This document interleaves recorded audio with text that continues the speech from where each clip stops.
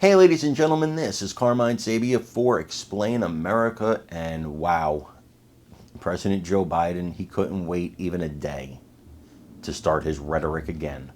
Before we get started, please make sure you like, comment, share, and subscribe. Those little things really help us out, and they help our channel continue to grow. And if you're not watching us on YouTube, you can do that by going to the address in the lower right-hand corner, youtube.com/@explainamerica. And if you go there and hit subscribe absolutely free, it really helps us out. Joe Biden, the President of the United States, said all the right things for 1 minute. He said that there's no place in this nation for political violence, that we solve our issues at the ballot box, that this is a country that believes in elections, and we don't try to harm politicians that we disagree with. Beautiful. And then he got to the rest of his speech.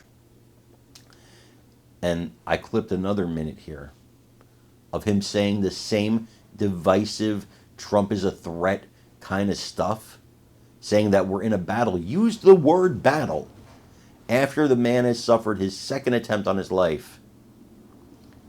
Use the word battle.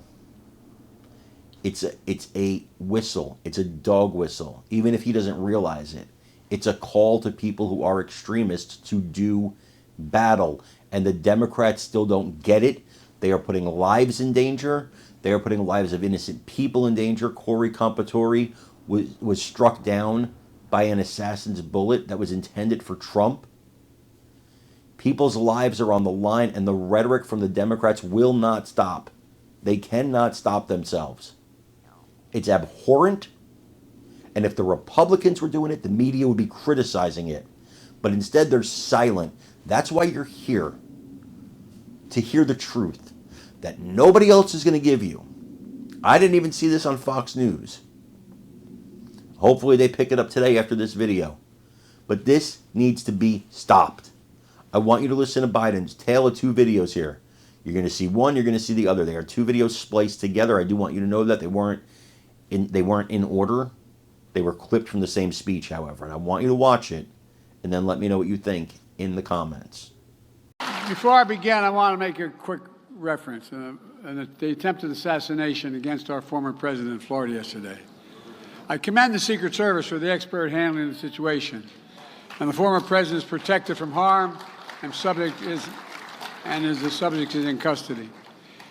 An acting head of the Secret Service is in Florida today assessing what happened and determining whether any further adjustments need to be made to ensure the safety of our former president.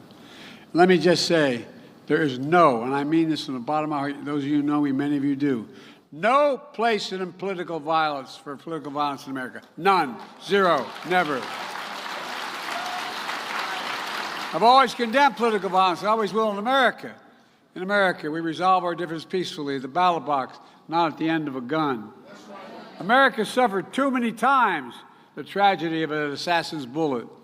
It solves nothing and just tears the country apart. We must do everything we can to prevent it and never give it any oxygen. But as I've said before, we face an inflection point in history. It comes along every 6 or 7 generations. One of those rare moments in our history when the decisions we make now, right now, are going to determine the fate of our nation and the world for the next decades, for 6, 7 decades to come, and I mean it. When I wasn't going to run for president after my son died coming back from Iraq, I decided that I was going to write another book. I was going to write a book about the inflection points in world history, how it changed history, going all the way back to dealing with the printing press and how it's changed everything. But look, we're still in the battle. We're still in the battle for the very soul of America. In 2020, I ran, and I give you my word, this was the reason. I ran to redeem the soul of America and restore decency and dignity to the office of the presidency. I ran to rebuild and expand the backbone of America, the middle class. And I ran to unite the country and remind ourselves that we can do anything we want to do when we do it together. 4 years later, we made incredible progress because Kamala and I kept our commitment to you to ensure that all our students and all of our colleges and universities should be able to succeed.